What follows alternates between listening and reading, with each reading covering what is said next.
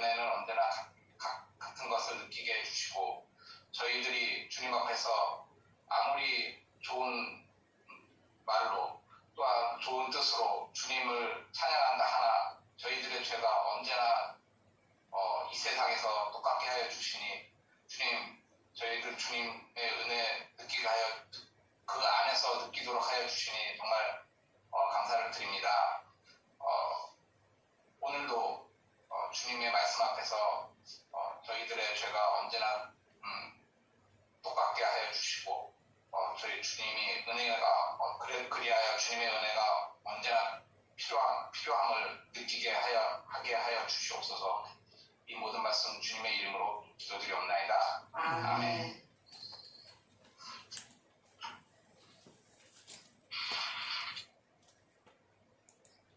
찬송가 오집사님 마이크를 켜주세요. 그쪽하고 이쪽만 마이크를 켜서 같이 한번 찬송가를 불렀으면 좋겠습니다. 네, 찬송가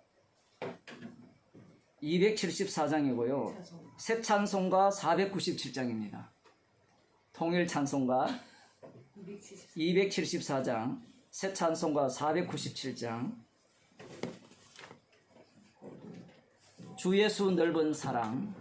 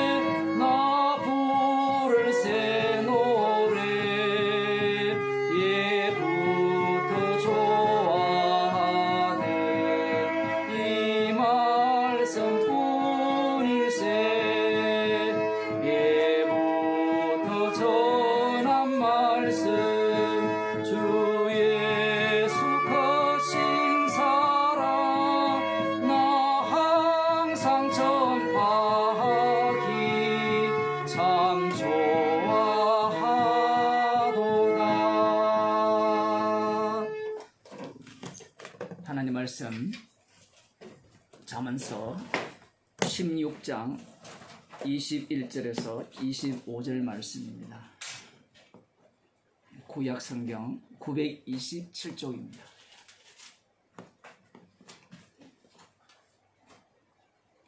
잠언서 16장 21절에서 25절 말씀.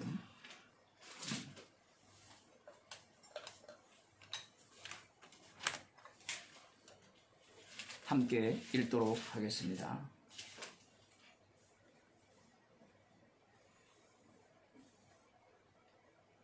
마음이 지혜로운 자가 명철하다 일컬음을 받고 입이 선한 자가 남의 학식을 더하게 하느니라. 명철한 자에게는 그 명철이 생명의 셈이 되거니와 미련한 자에게는 그 미련한 것이 징계가 되느니라. 지혜로운 자의 마음은 그 입을 슬기롭게 하고 또 그 입술에 지식을 더하느니라. 선한 말은 꿀송이 같아서 마음에 달고 뼈에 양약이 되느니라. 어떤 길은 사람의 보기에 바르나 필경은 사망의 길이니라. 아멘. 기도하시겠습니다.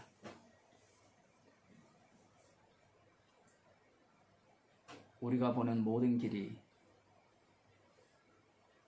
옳은 길이라 생각하고 생명의 길이라 생각하여 가지만 그 모든 길의 종착점은 사망의 길이라고 주께서 말씀하셨습니다.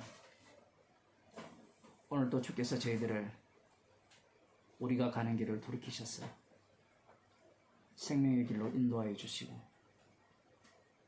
주님의 죽으심 앞에 나아가는 주의 백성이 되게 하여 주옵소서. 예수님 이름으로 기도드리옵나이다. 아멘. 하나님 말씀 사도행전 10장 34절에서 43절까지입니다. 신약성경 205쪽입니다.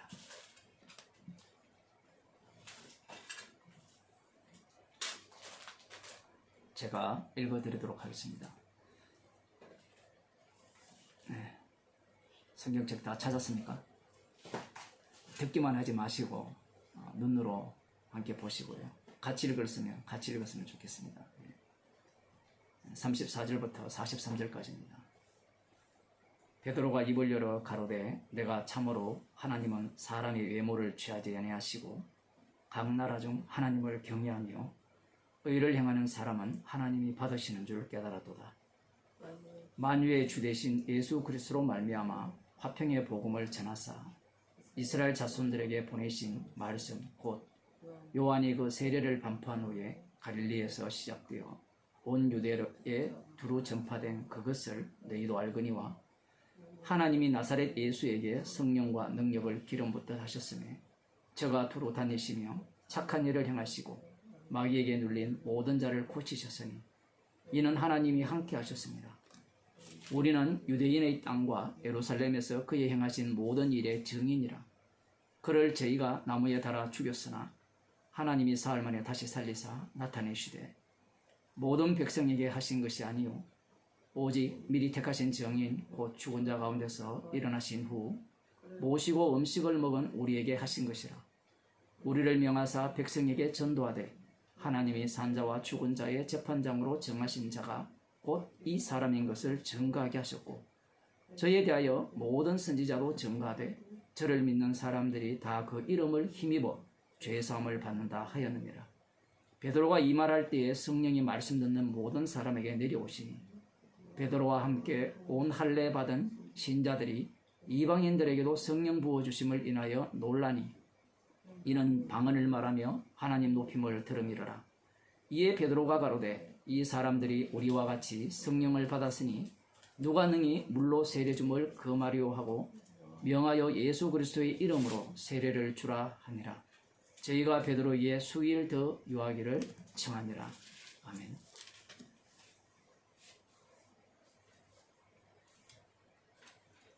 선악과를 먹은 인간들은 이 세상에서 항상 자신이 주인으로 살려고 합니다. 요즘 그 넷플릭스 드라마 오징어 게임 보신 분들은 보셨겠지만 제가 지금 여러 번 언급하고 있는데 어떤 인간도 이 세상에서 말로 살기를 원하지 않아요. 뭐 어떤 사람들은 그 드라마를 보면서 이 시대상을 잘 고발하고 있다고 하는데, 선악과를 따먹은 이후로 항상 그랬습니다. 뭐 거기에서 모든 인간을 주인으로 살게 해야 된다라는 메시지를 던지고 싶지만, 이건 어느 도단이죠? 말도 안 되는 이야기입니다. 주인으로 살려면 반드시 종이 있어야 되고 말이 있어야 돼요. 거기에 보면 재미있는 내용들이 많이 담겨 있어요. 하나님도 나오고 메시아도 나오죠. 그 메시아가 구경꾼이 아니고 함께 참여합니다. 물론 죽지는 않는데 가짜로 죽죠. 그 모든 것을 설계한 그 부자 노인이 놀이로서의 구원을 베풀어 주는 겁니다. 재미있는 장면은 그런 거예요. 알지 못하던 때에는 그 상대가 하나님 같은 존재였는데, 그 하나님이 죽죠. 마지막에 만나서 죽는데, 죽고 나니까 그 하나님 자리에 누가 들어가게 되느냐 하면 인간이 다시 들어가게 됩니다. 인간들은 자기 자신이 하나님 행세하고 싶은 거예요. 그러한 어떤 인간의 욕망을 제대로 보여주는 드라마라고 볼 수 있습니다. 뭐 그 드라마만 그러한 것이 아니라 모든 영화가 그러하죠. 인간은 처음부터 끝까지, 태어날 때부터 죽을 때까지 자신이 이 세상의 주인으로서, 왕으로서 행세하고 싶어 하는 겁니다. 그 배후에는 누가 있느냐라고 할 때는 악마가 다스리고 있죠. 악마가 그러한 그 욕망들, 그 욕망이 마치 예수님께서 말씀하신 것처럼 그 배에서 생수의 강이 흘러 넘치니라, 목마르지 않는 생명의 물을 줄 것이다라고 할 때, 이 악마도 마찬가지예요. 이 욕망이라는 자체가 목마르지 않는 욕망입니다. 아무리 그것을 들어 마신다 하더라도 끝내 도달할 수 없어요. 그러다가 죽는 겁니다. 죽음이라는 것은 놀이가 될 수 없거든요. 그 오징어 게임을 설계한 그 부자가 돈이 너무 많으니까 심심해서 즐거운 재미가 없을까 해서 재미로 그 게임을 설계했지만, 타인의 죽는 죽음, 그 죽음을 즐기지만 결국 본인도 죽게 되는 거예요. 죽음을 계속해서 제거하는 방식이 그러한 어떤 놀이를 통하여서 나는 살았다라는 이야기를 계속 하고 싶어 하는 거고, 그리고 이 땅의 주인은 나라는 이야기를 하고 싶어 하는 거예요. 우리 자신들도 보면 이 땅에서 무언가를 얻어낼 때 기쁨을 이렇게 누리잖아요. 행복해하고. 인간 자체가, 그 근본 자체가 이미 마귀에게 사로잡혀 있기 때문에 그러한 마음을 빼낼 수가 없는 겁니다. 니체 사상만 그러한 것이 아니고요. 그 니체 이후에, 스피노자 이후에 인간들이 갖고 있는 사고방식이 이제 각자의 주인으로 살아야 된다. 하나님의 종에서 나름대로 독립하여서 자기 자신의 주인 행세를 해야 되고 하나님의 행세를 해야 된다라고 이렇게 가르치지만, 그 중세나 그 이전에도 마찬가지예요. 교회라는 것들을 갖고 이제 교회라는 권세 속에 굴복시켜서 인간을 종으로 삼았다가 하지만, 인간들은 한 번도 자기 자신을 종의 행세를 한 적이 없습니다. 그것이 어디에 나오는가 하면 구약 성경을 보게 되면 이스라엘 백성들을 여호와 하나님께서 애굽에서 구출을 하시죠. 구출하신 이후에 우리가 볼 때는 애굽 땅 종되었던 곳에서 인도하여 낸 너희 하나님 여호와라, 이렇게 말씀을 하셨으면, 우리는 이제 누구의 종이라는 거예요? 애굽의 바로의 종이었다면 이제는 여호와 하나님의 종이어야 된다, 이렇게 인식을 할 것 같지만 그렇지 않아요. 아마 성경을 읽는 우리들은 이스라엘 백성들과 달리 얼마든지 주님의 종으로, 여호와 하나님의 종으로 순종하면서 살아갈 것이라는 그런 상상을 하지만요, 그 상상조차 자기 자신이 주라는 겁니다. 성경 말씀을 그 잃는 나라는 그 나 자리가 한 번도 바뀐 적이 없기 때문에 그러한 상상을 하는 거예요. 이스라엘 백성들은 출애굽하기 전이나 출애굽한 이후에나 그리고 약속의 땅에 들어갈 때까지 그 이후에나 한 번도 여호와 하나님을 섬긴 적이 없습니다. 성경에 보면 섬겼다고 하지 않습니까? 라고 하지만 성경을 읽어보면 우리가 사도행전 7장을 봤죠. 처음부터 끝까지 우상만 섬기는 자들이 이스라엘 백성이었다는 사실입니다. 인간들은요, 종이 될 마음이 없어요. 그러나 하나님의 아들이신 예수님께서는 친히 자기 목숨을 대속물로 내어주시면서 섬기기 위해서 이 땅에 오셨죠. 이러한 발상은 인간에게서는 나올 수가 없습니다. 하나님의 아들이 그 오징어 게임에 나오는 놀이처럼 가짜로 죽은 게 아니에요. 육신을 입고 이 땅에 오셔서 친히 우리 연약한 것을 친히 담당하셨어요. 그래서 우리의 그 연약함을 아시기 때문에 우리를 충분히 도울 수 있는 그러한 능력을 가지신 겁니다. 이와 달리 인간들은 무엇을 하더라도 자기 자신이 주인공이 되고 싶어 하고요. 자기 자신이 종노릇하는 것은 용납치 못하는 겁니다. 오늘 본문을 우리가 읽어보았지만 우리는 이런 상상을 또 하거든요. 성령을 받았으면 이제 주님의 종으로서 누가복음에 나오는 그 무익한 종이라고 고백하는 그 사람처럼 주님, 제가 주께서 시키는 일만 열심히 했습니다. 저는 해야 할 일을 했을 뿐입니다. 그러한 마음을 갖고 주님의 종으로서 충실히 충성할 것이라 그런 기대를 우리들은 갖고 있죠. 그렇지 않나요? 성령을 받았고 복음을 제대로 알면 주님의 종으로서 이제 본격적으로 주님이 기뻐하시는 삶을 살 수 있지 않을까, 그런 상상을 늘 해요. 복음을 모를 때만 하는 게 아니고요, 복음을 알아도요, 인간은 항상 그러한 것들이 툭툭툭툭 욕망이 튀어나오게 되어 있습니다. 말씀대로 살아야지, 말씀대로 살면 주께서 어떠하게 해 주실 것이라는 그러한 기대감을 인간들은 갖고 있는 겁니다. 이러한 것들은, 이러한 마음은 육이 죽을 때까지 계속해서 새롭게 생겨나는 마음이에요. 그리고 그것이 생겨나지 않는다면 십자가의 증인이 될 수가 없어요. 그런 마음이 끊임없이 솟아난다는 것에 대해서 조금 달리 표현하면 새롭게 만들어지죠. 우리가 예상 못한 것들이 새롭게 만들어지는 것에 대해서 성도는 감사해야 되는 겁니다. 그러나 성령을 받지 못한 자들은 이러한 마음들이 사라지기를 바라죠. 살면 살수록 더욱더 말씀에 합당한 삶, 쉽게 말하면 부자 청년처럼 살고 싶은 거예요. 어릴 때부터 율법의 의로는 흠이 없는 자, 하나님 보시기에 십자가가 더 이상 필요 없는 자, 아들의 죽으심이 필요 없는 그러한 자를 인간들은 상상하고 있는 겁니다. 놀라운 것은 십자가 복음을 들었고 그것을 믿는다고 하는 자들이 그러한 상상을 하고 있는 거예요.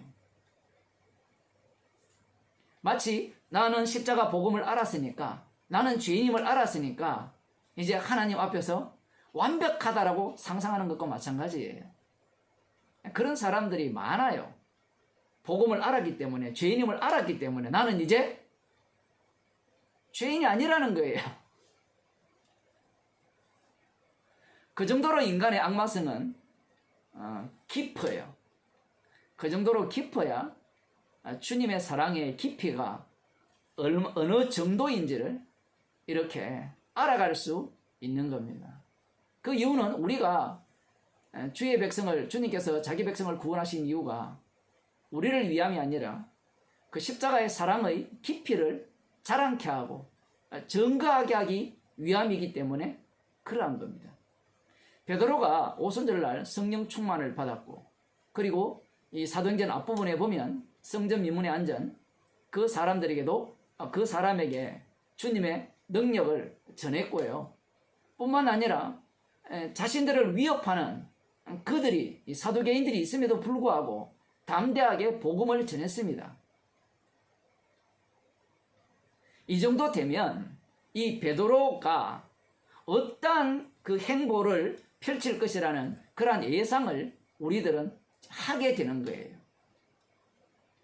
사도행전을 사람들은 어떻게 보는가 하면 이걸 점점 커지는, 점점 넓어지는, 이걸 뭐라고 합니까? 점강법이라고 합니까?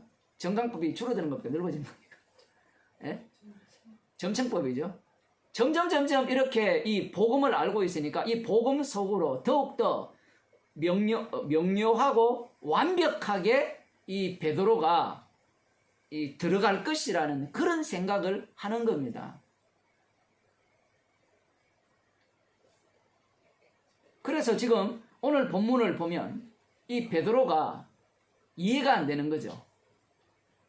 아니, 성령 충만을 받았고, 성령을 받았고, 심지어 주의 천사에 의해서 지시를 받았다는 겁니다. 이 주의 천사에 의해서 지시를 받았다는 것은 성령에 의해서 지시를 받았다는 얘기예요. 그러하다면 이 베드로가 왜 이 고넬료에게 보내졌고, 그리고 자기가 할 일이 무엇인지를 스스로 다 깨달아서 알아서 이 복음을 전하는 그러한 모습을 보일 것이라고 상상을 하는데, 이 본문을 조금 더 이렇게 세밀하게 들어가 보면 우리가 생각하는 것과 전혀 다르게 이 말씀이 펼쳐지고 있다는 사실입니다. 앞서 고넬료가 이렇게 말하죠. 33절에 보면 내가 곧 당신에게 사람을 보내었더니 오셨으니 잘하였나이다. 이제 우리는 주께서 당신에게 명하신 모든 것을 듣고자 하여 다 하나님 앞에 있나이다. 이렇게 표현을 하죠.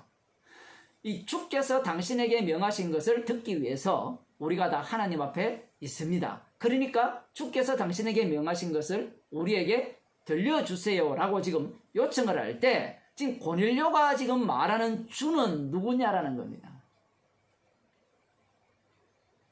아직 고넬료는 성령을 받지 못했어요. 성령을 받지 못했기 때문에 이 고넬료가 말하는 주는 십자가에 못 박혀 죽으시고 부활하신 주가 아니라 여호와 하나님입니다. 신기하게도 이 고넬료가 이렇게 말을 하니까 베드로가 어떻게 답변을 하는지 보세요. 베드로가 입을 열어 가로되 내가 참으로 하나님은 사람의 외모를 취하지 아니하시고 각 나라 중 하나님을 경외하며 의를 행하는 사람은 하나님이 받으시는 줄 깨달았도다.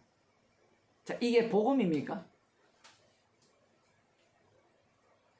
하나님께서는 외모를 취하지 아니하시고 각 나라 중 그 하나님을 경외하며 의를 행하는 사람은 하나님이 받으신다.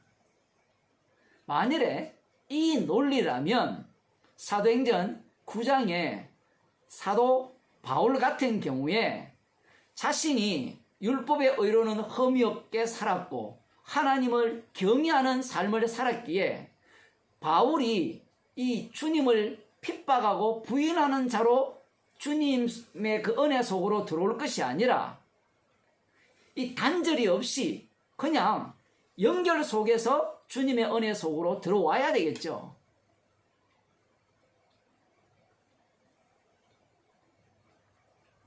우리들이 성경을 읽을 때 무엇이 문제인고 하면요,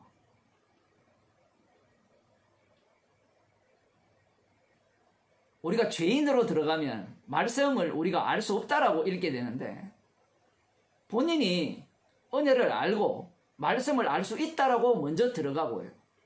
그리고 또 한 가지는 성경에 기록되어 있고 이 베드로가 성령을 충만하게 받았고 주의 지시하심을 따라왔으니까 지금 이 말하는 것이 앞서서 성령의 말하게 하심을 따라 말했죠. 성령 충만 받았을 때. 그러면 여기에서도 성령의 말하게 하심을 따라 말하는 베드로의 말이 되겠죠. 그렇게 생각을 합니다. 사람들이 읽을 때. 그러니 그 다음 어떤 생각을 갖게 되는가 하면 성령의 말하게 하심을 따라 말했으니까 베드로의 말은 진리일 거라고 생각하는 거예요.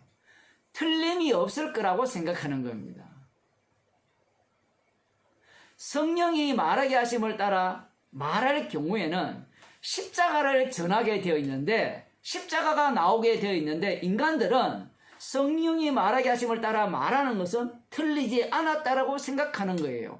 이렇게 되면 이 본문이 어떻게 되어버립니까? 하나님은 외모를 취하지 않으시고 사람의 하나님을 경외하고 의를 행하는 사람은 하나님이 받으신다. 하나님이 받으시는 분은 누구밖에 없습니까? 하나님의 아들 대신 예수 그리스도 뿐이에요. 그러면 그 예수 그리스도 안에 있는 자, 달리 말하면 예수님이죠. 예수님의 몸의 지체니까. 예수님의 피로 용서함을 받은 자들, 예수님께서 긍휼히 여기신 자만 주님이 받으시죠. 그런데 베드로는 지금 고넬료의 말을 듣는 순간 곧장 어디로 이동해 버리는가 하면요, 다시 유대교로 들어가 버려요.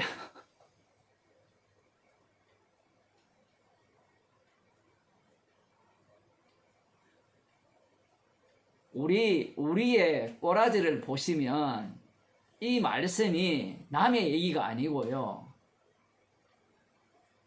이번에 추석 때 여러분이 복음을 아는 자로서 가족 모임에 가면 복음 속으로 그 속에서 움직입니까? 가족 속에서 움직입니까? 곧장 가족의 문화와 습관과 어투, 내 아들, 내 손자, 내 며느리, 이 중심으로 움직이잖아요.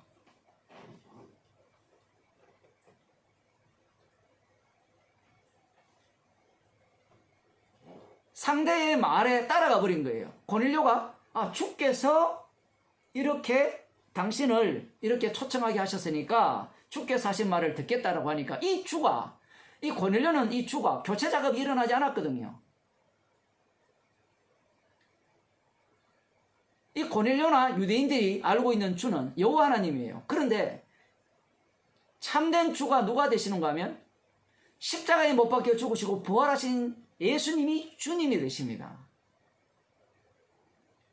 주님이 되어버리면 이 주님은 이 고넬료가 믿는 이 주님이 부정돼요. 왜 부정이 되느냐라고 할 때는 고넬료가 믿는 주님에게는 아들의 죽으심이 없어요. 아들의 죽으심이 있다라는 말은 모든 인간은 죄인이라는 겁니다. 그 어떤 인간도 자기의 행위와 하나님을 믿는 의로움으로 구원을 받을 수 있는 인간은 없다라는 얘기예요. 고넬료는 착각했죠. 자기가 하나님을 경외하고 구제하고 말씀대로 살아가니까 하나님이 나에게 구원을 베풀어 주시는구나, 이렇게 생각을 한 거예요.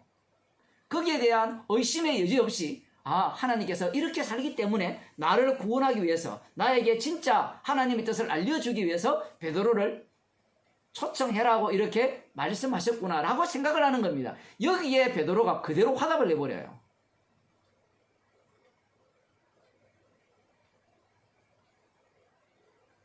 우리들은 끊임없이 상상을 하잖아요. 복음을 알면 진짜 완벽하게 말씀대로 복음을 전해야 되지. 그렇게 전한 사람들의 특징이 뭔가 하면요, 내가 제대로 복음을 전했다고 얘기를 해요. 지자랑하고 앉았어요. 자기를 자랑한다고요. 지금 사도행전은 십자가 지신 주님이 홀로 다 하신다는 얘기예요. 사복음서와 똑같아요. 다를 바가 하나도 없습니다. 차이점은 사복음서에서는 예수님이 그들과 동행을 하지만 사도행전은 동행합니까 안 합니까? 동행을 하는데 지금 예수님은 하늘 우편에 가 계시죠. 주의 자리에 가 계시고 사도행전은 눈에 보이지 않습니다. 그러면 주님이 어디 계세요? 그들과 동행하고 계시잖아요. 함께하고 계시잖아요. 함께하는 자리가 어디입니까? 베드로의 자리죠. 함께 하시니까 베드로는 계속해서 어떤 짓을 해야 되는가 하면 헛발질을 해야 되는 거예요. 헛발질도 보여주고 주님이 하시는 일도 보여줘야 되는 겁니다. 이 두 가지 요소가 이 베드로에게서 나오는 거예요. 사복음서에서 제자들과 예수님이 동행을 할 때 예수님은 아버지의 뜻을 이루시잖아요. 그럼 제자들은 그 이루시는 자리에서 헛발질을 헛짓을 계속 하는 겁니다. 하는 가운데 가끔 주님과 합류하는 지점들이 계속 있는 거예요. 성령을 받았다고 하니까 성령을 받은 베드로이기 때문에 정말 주의 뜻을 알아서 제대로 정말 성령 받았으니까 복음을 제대로 전한다. 그렇게 되면 가톨릭처럼 베드로를 우상숭배하게 돼 있어요. 사람들이 왜 이 베드로를 그렇게 반석으로 그렇게 올려놓고 싶은가 하면 올려놓는가 하면요, 자기가 베드로처럼 되고 싶기 때문에 그래요. 달리 말하면 자신이 주의 자리에 앉고 싶어서 그래요. 우리들은 그 베드로가 뭐 교회의 반석이라니까 비웃죠. 비웃으면서요, 우리도 그 베드로처럼 반석이 되고 싶어 하는 겁니다. 나는 저들과 달라요. 딱 지옥 가는 케이스잖아요.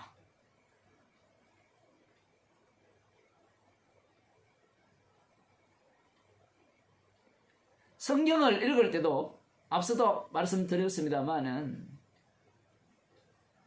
자꾸 자신이 주예요. 성령께서 깨닫게 하시고 알게 하시는 대로 읽어가면 되는데 자기가 주가 되었으니까 답을 갖고 읽어내는 거예요. 답은 주님이 주십니다. 우리가 답을 얻을 수 있는 게 아니고요. 찾아낼 수 있는 게 아니에요. 구약 이스라엘 백성들이 정답을 받죠. 정답을 받는 순간 그 정답이 우상으로 바뀌어버립니다. 율법은 하나님의 뜻이죠. 하나님의 뜻이 되니까 그 율법이 인간을 뭘로 만들어버려요? 우상으로 만들어버리잖아요. 자신을 하나님, 주의 자리에 올려버립니다. 그래서 예수님을 죽여버립니다. 말씀은 살았고 운동력이 있어. 백날 듣고 외워도 그걸 어떻게 이해하는가 하면요, 나를 계속해서 괜찮은 인간으로 만들어줄 거야. 주님 보시기에 기뻐하시는 인간으로 만들어줄 거야. 자기로부터 들어가서 계속해서 자기로 돌아오는 거예요. 말씀 자체가. 목사나 교인들이 말씀이 살아있다라고는 꿈에도 생각 못해요. 왜냐하면 이 활자로 지금 인쇄되어 버렸잖아요. 인쇄되어 버렸으니까 말씀이 살아있는 게 아니라 읽는 내가 주인공이지. 그래서 세상에 있는 철학자들은 다 그렇게 이야기하는 겁니다. 심지어 기독교를 비꼬는 자들이 그 활자된 것들을 갖고 지가 읽으면서 지가 주인이면서 지가 예수를 믿는데 그 말 다 맞다니까요. 걔들 말이. 근데 그들이 모르는 게 뭐예요? 그 맞는 말 속에 주님의 죽으심이 담겼고 주께서 친히 이 말씀을 통해서 친히 일하심을 그들은 눈에 보이지 않기 때문에 그들은 어차피 보이는 것만 믿고요. 믿고자 하는 것만 믿거든요. 믿고자 하는 것만 믿는다는 말은 귀신도 믿잖아요. 보이지 않는 걸. 그런데 내가 믿을 수 없고 믿고자 하지 않았는데 믿어지더라는 게 없어요. 그들에게는.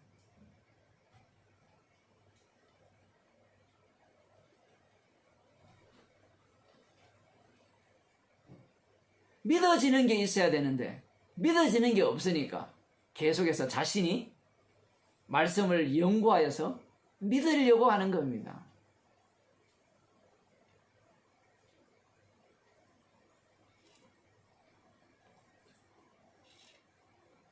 놀라운 것은 이 베드로가 복음을 전한다는 거거든요.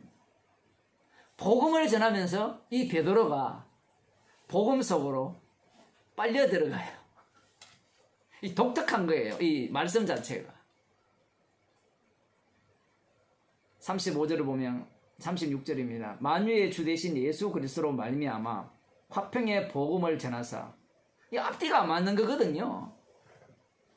만유의 주 되신 예수 그리스도로 말미암아 화평의 복음을 전했다라고 할 때 이 베드로는 어떤 생각을 갖고 있는가 하면 거룩지 못한 것을 먹으라 했잖아요.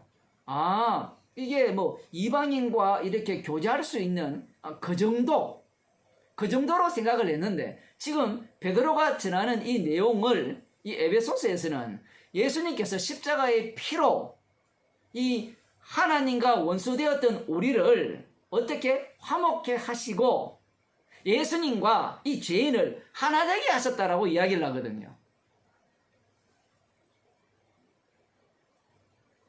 이 베드로는 분명히 복음을 전하고 있는데 자기가 전하는 내용에 대해서 자기가 지금 간파를 못하고 있어요.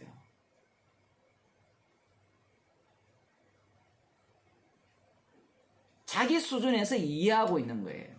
그런데 주님께서는 이런 말조차도 진짜 복음의 말씀으로 바꾸치게 하는 거예요.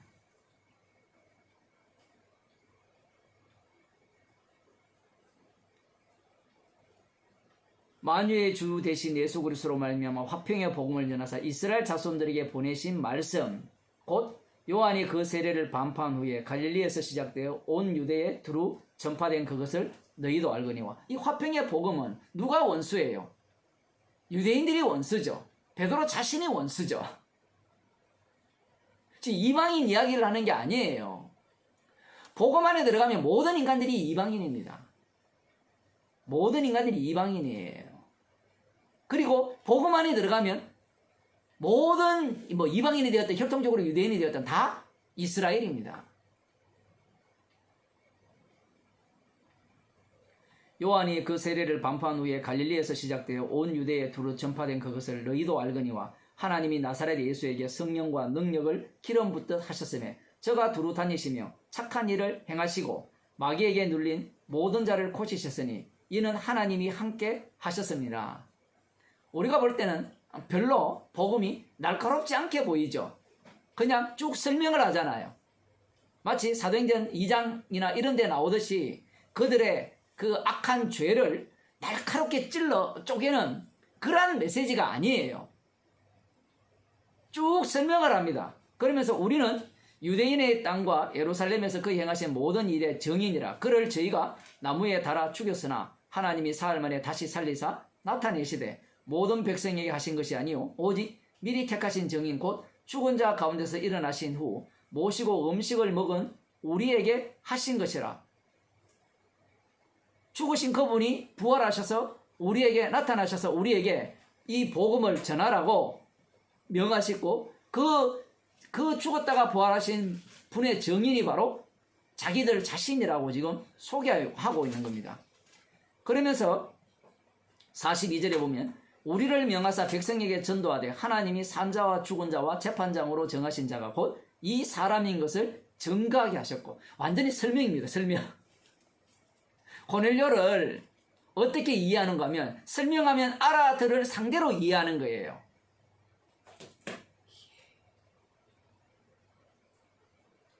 저희에 대하여 모든 선지자도 증거하되 저를 믿는 사람들이 다 그 이름을 힘입어 죄사함을 받는다 하였느니라. 베드로가 아는 말이 많죠. 저를 믿는 자가 다 어떻게?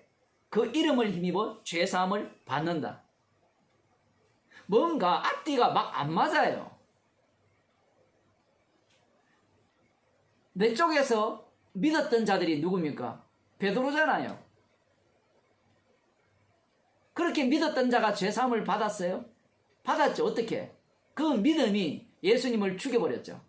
그 그가 죽임당한 그분에 의해서 죄용삼을 받아서 주님의 믿음 속으로 합류당하여서 그 이름을 힘입어 죄사함을 받아 구원을 얻었다라는 겁니다.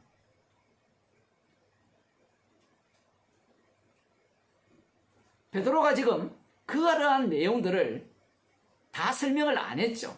그러면 이 본문에 대해서 그 설명을 포함하고 있다라고도 볼 수 있고요. 없다라고도 볼 수 있는데 지금 여기에서 중요한 것은 이런 부분입니다. 자, 이렇게 쭉 설명을 했어요. 성령을 받아라 이런 말도 하지도 않았고요. 회개하라 말도 하지 않았어요. 베드로는 이 고넬료가 당연히 이미 하나님을 경외하는 자이기 때문에 설명을 하면 그냥 알아들을 것이라고 생각하는 거예요. 이해할 것이라고 생각하는 겁니다. 그런데 놀랍게도 44절에 보면 베드로가 이 말할 때에 성령이 말씀 듣는 모든 사람에게 내려와 버려요. 참으로 특이한 장면입니다. 지금 사도행전을 여러분들이 지금까지 읽어왔던 그 내용들을 좀 따져보면요, 성령이 오시는 이 과정 자체를 획일화시킬 수가 없어요. 처음에는 기다리라 해서 기다렸죠. 그 약속대로 성령을 받았습니다. 그 이후에는 복음을 전할 때 회개하는 무리들이 발생했고요. 거기에는 모두가 다 성령을 받았다는 내용이 없어요. 또 어떤 곳에서는 이 앞부분을 보게 되면 이 사마리아 성 사람들은 복음을 듣고 세례를 먼저 받고, 그 다음 나중에 베드로와 요한이 와서 안수를 하니까 성령을 받았고요. 지금 여기에서는 그냥 고넬료에게 자기 자신들이 어떠하고 예수님이 어떠한 분임을 쭉 소개를 했어요. 더욱더 중요한 것은 여기에 보면 고넬료도 이미 예수님에 대한 이야기를 다 알고 있어요.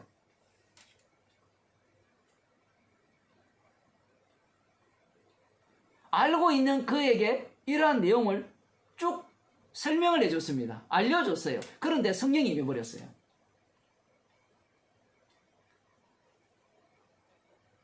인간이 예상하고 인간이 예측하는 모든 것들을 지금 무너뜨리는 게 사도행전입니다. 주님이 홀로 자신의 일을 완성했다라는 것을 계속해서 보여주기 위한 증인들이 바로 이 베드로요, 주님의 증인들이 되는 겁니다.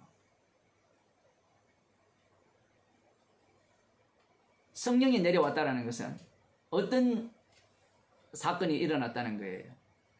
성령이 와버리면 그 성령은 십자가에 못 박혀 죽으신 그분이 보내주신 성령이죠. 그러면 이 고넬료를 어디로 집어넣겠어요? 십자가 사건으로 집어넣어버리는 겁니다.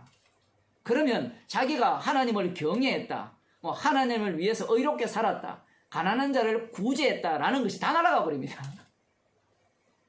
모든 것들이 십자가 앞에서 죄인이 돼요. 그러한 내용은 지금 뒤에 없습니다. 지금 없는 이유가 뭔가 하면 그런 것들이 이미 앞부분에 다 나왔잖아요. 사복음서에 충분히 다 설명되었고요. 이 사울을 통해서 이미 다 말씀했기 때문에 반복하지 않는 겁니다. 베드로가 한번 보세요. 얼마나 놀라는 거 한번 보세요. 그게 보면 45절에 보면 베드로와 함께 온 할례받은 신자들이, 베드로와 함께 온 신자들이 성령 부어주심을 인하여 놀라니, 그 베드로도 놀랐고 함께한 신자들도 놀랐고, 베드로가 그러되 이 사람들이 우리와 같이 성령을 받았으니 누가 능히 물로 세례 줌을, 그 말이요. 예상치 못한 거예요. 이 베드로가 이 복음을 전하죠. 쭉 전하는 가운데 이 전하는 이 베드로가 이 십자가 사건 속으로 지금 합류당하는 겁니다. 우리의 관심은 확장성에 있잖아요. 계속해서. 그런데 주님은 주의 말씀대로 지금 예루살렘과 온 유대와 사마리아 땅 끝까지 이르러 내 증인이 되리라. 주님이 되게 하시는 그 말씀 속에 이들이 지금 사로잡혀 있다는 것을 말씀하고 있는 거예요. 그러니 그들이 예루살렘과 온 유대로 가고, 그리고 지금 사마리아와 이방인에게 갈 때 그들이 주도권을 갖고 갈 그러한 능력이 없다라는 얘기입니다. 주도권을 갖고 가더라도 그 주도권을 갖고 간 그들이 부정당하게 되어 있어요. 그렇지 아니하면 인간들은 반드시 뭐라고 하는가 하면요, 내가 주의 명령을 준행했습니다 라고 이야기를 하게 되어 있어요. 그것이 그 마태복음 6장입니까? 마지막 날에 주님이 심판을 하실 때, 양과 염소를 심판하실 때, 양과 염소가 아니라 마지막 날에 이런 이야기를 하죠. 지옥 갈 자들이 내가 주의 이름으로 선지자는 노릇을 하고 귀신을 쫓아내고 많은 권능을 행하지 아니하였나이까. 내가 그만한 권능을 행했다라는 겁니다. 그만한 권능을 행했기 때문에 나는 지옥 가야 될 자가 아니라 얼마든지 천국에 갈 만한 그러한 자격 요건을 갖췄다라는 거예요. 이런 나를 지옥 보내면 안 된다라는 거예요. 그런 자들은 말씀을 거꾸로 본 거죠. 말씀을 제대로 못 보는 겁니다.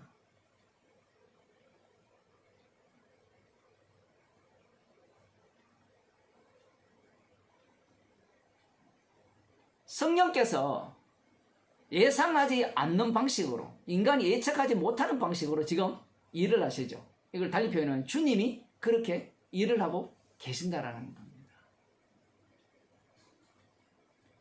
이런 말씀을 보면서 우리들은 조금 아쉬워하죠. 앞서도 말씀드린 바와 같이 베드로가 성령 충만도 받았고 말씀도 제대로 이렇게 기억하고 있을 거고, 분명히 예수님이 말씀하셨잖아요. 성령께서 친히 가르친다 했는데 이 사람들은 그렇게 생각을 안 해요. 성령이 친히 깨닫게 한다는 말은 그 말씀을 사람들은 어떻게 듣는가 하면 성령이 오면 예수님이 가르친 말씀이 머릿속에 다 들어가서 내 속에 다 기억돼 가지고 이제 알아서 움직일 것이라 이렇게 생각을 하거든요. 마치 기계 다루듯이, AI 기계 다루듯이. 그 말씀은 성령께서 계속해서 깨닫게 해주시고 계속해서 가르치신다는 말씀이거든요. 그럼에도 불구하고 이 사람들은 이 말씀을 대할 때 그런 식으로 대하는 것이 아니라 베드로가 성령을 받았으니까 성령께서 말씀을 다 깨닫게 해주셨으니까 이제 자기가 주의 일에 직접 나설 수 있다고 생각하는데, 지금 사도행전 10장을 보면 상당히 의외죠. 이 베드로의 모습이 오늘날 우리의 모습과 똑같아요. 주님이 가라면 가면 되는데 자기가 다 판단하거든요. 자기가 다 계산을 해요. 계산을 다 해가지고 결정을 다 내려버립니다. 주님이 일하고 계시는데 자기가 다 보니까 저 사람은 어떨 거라. 예를 들어 복음을 전한다라고 했을 때 복음을 전하면 저 사람은 어떨 거라. 한 번 전했는데 안 들으니까 안 들을 거라. 저 사람이 저런 상황 속에 살고 있는데 모든 것이 자기가 판단을 해버리죠.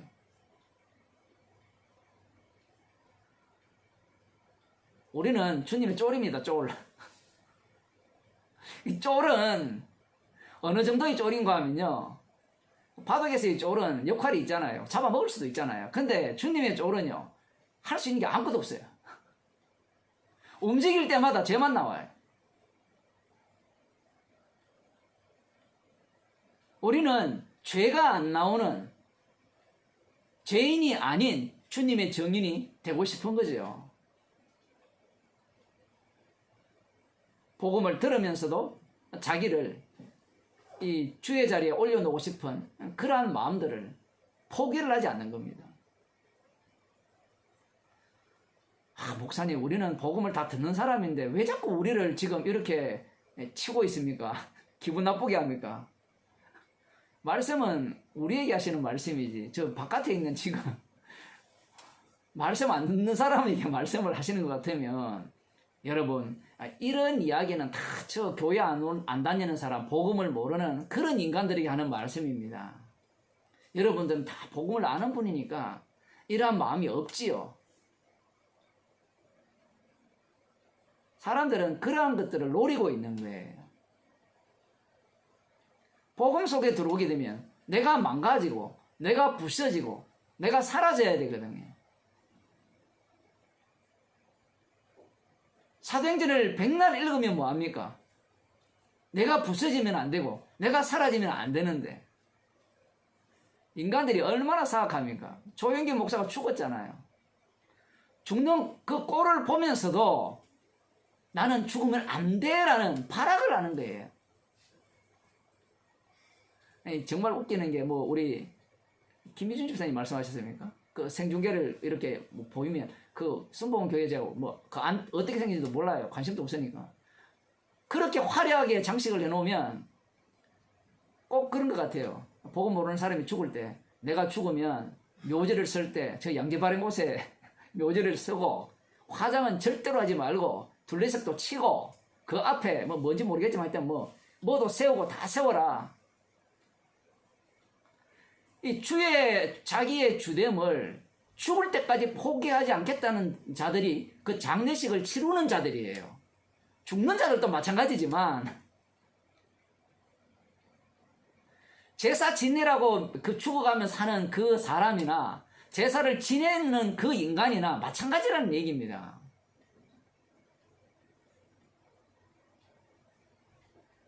나는 가치가 있어야 되고 나는 사라지면 안 되고 나는 쫄이 되면 안 되고 내가 나의 주인으로 살아야 되고, 이 온 우주는 나를 위해 있는 거고, 흙으로 왔다가 흙으로 갈 거라고 말씀하시면 그래 가면 되잖아요.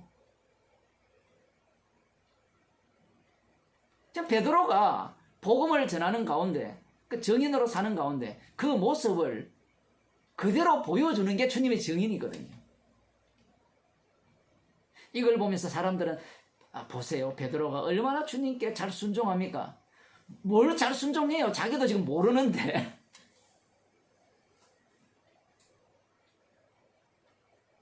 우리는 이 복음을 아니까, 복음을 전할 때나 살아갈 때나 이제 제대로 알았으니까 뭔가 이 타인이 볼 때나 자기가 볼 때 복음대로 행했구나, 그러한 소리를 듣고 싶어 하고요. 자기 스스로도 그러한 칭찬을 받고 싶어 하는 거예요. 주님께서 베드로를 불러서 고넬료를 만나게 하실 것이라는 것은 베드로가 예상한 게 아니에요. 예상한 게 아니라는 것은 그 이후로 벌어질 모든 일들도 예상 밖입니다. 그 예상 밖인데, 그러면 베드로는 예상 밖이니까 나 모르겠어요 이래 가는 게 아니라 자기 다 모르겠다 하면서도 다 예상을 다 한 거예요. 예상을 다 하니까 이 베드로의 예상이 다 깨어지는 거예요. 사람들은 이 복음을 아는 성도가 아무것도 할 수 없다고 하니까 아무것도 안 하면 되겠네 하는데, 그 아무것도 안 하면 되는 사람을 보면 뭐 하는가 보세요. 돈 버는데 미쳐 있어요. 자식 사랑하는데 미쳐 있고요. 아무것도 안 하면, 이 이야기는 십자가의 공로와 이렇게 바깥쪽에 있을 때 십자가 공로의 그 비교를 할 때 아무것도 할 수 없고 아무것도 안 해도 된다는 이 표현인데, 자기 구원에, 주님의 일에 어떤 일도 참여할 수 없고 어떤 일도 도움이 안 된다는 표현인데, 그걸 어떻게 받아들이는가 하면 자기를 주님의 자리로 올리는 것으로 받아들여요.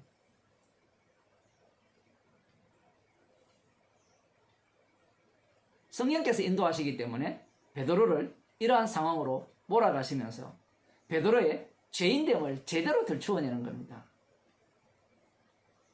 그 마태복음을 한번 보겠습니다. 마태복음 18장입니까?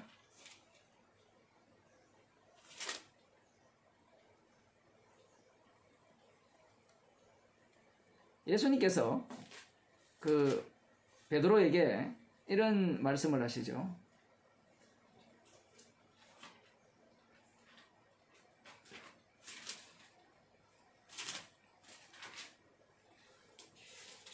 예수님께서 너를 베드로라 하리라.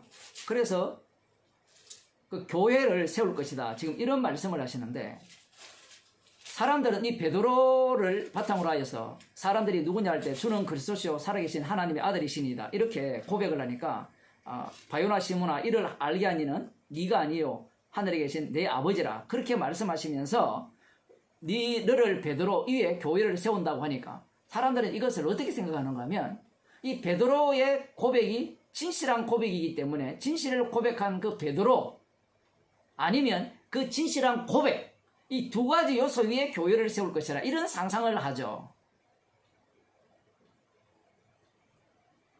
예수님께서 이 말씀 이후에 이 예루살렘에 올라가서 그 장로들에게 잡혀가지고 그 고난받고 죽으시고 3일 만에 부활할 것을 말씀하시니까 베드로가 뭐라고 나섭니까?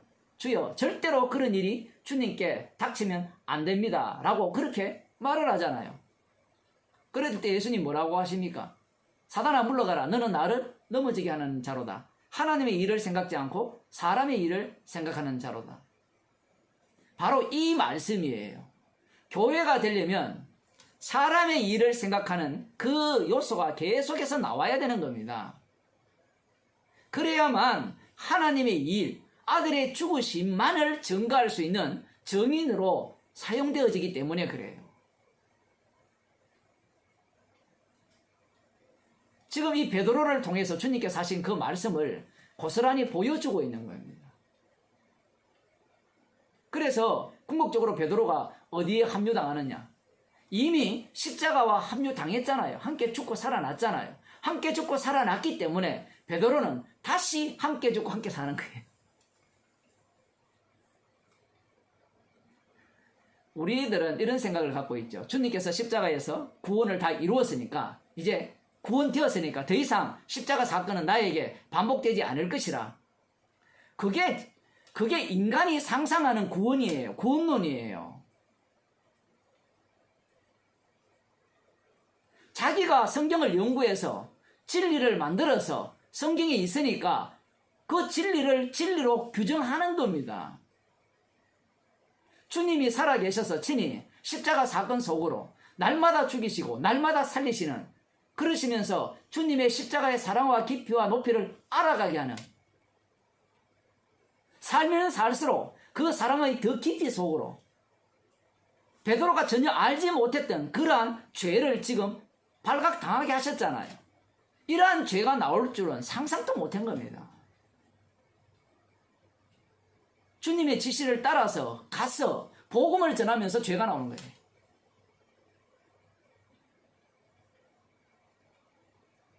자신이 예상한 것과는 전혀 다르게 주님이 일하고 계심을 베드로가 목격하고 있다는 사실입니다. 성령의 인도하심을 받기 때문에 이러한 죄인됨의 드러나는 그 상황으로 우리를 내모시는 거예요. 자기가 자기의 주인으로 사는 사람은 계속해서 선악을 따집니다. 이게 선악이라 하면 모든 게 선악이거든요. 이게 주님의 뜻이에요? 아니에요? 뜻이면 가겠습니다. 그 뜻이면 뜻이라고 판단할 때도 또 자기가 판단을 하거든요.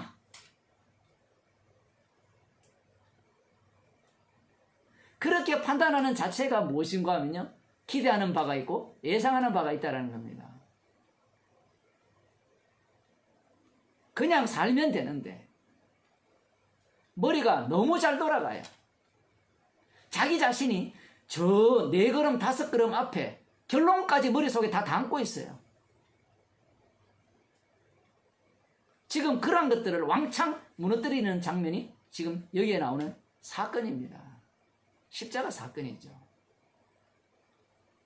주님의 십자가는 이미 2000년 전에 완료되었습니다. 완료되었기에 주께서는 성령을 통해서 계속해서 오늘도 우리 가운데 반복시키는 거예요. 그래서 우리가 원치 않는, 예상치 않는 곳으로 계속해서 내몰아가는 거예요. 예상치 않고 원치 않는 곳으로 내몰아간다는 것은 우리는 복음을 백날 알아도 우리의 예상하는 바가 있고 기대하는 바가 있고 원하는 바가 다 있어요. 그걸 없애면 안 됩니까? 자기의 주인으로 살고 싶어 미친 거예요, 사람들이.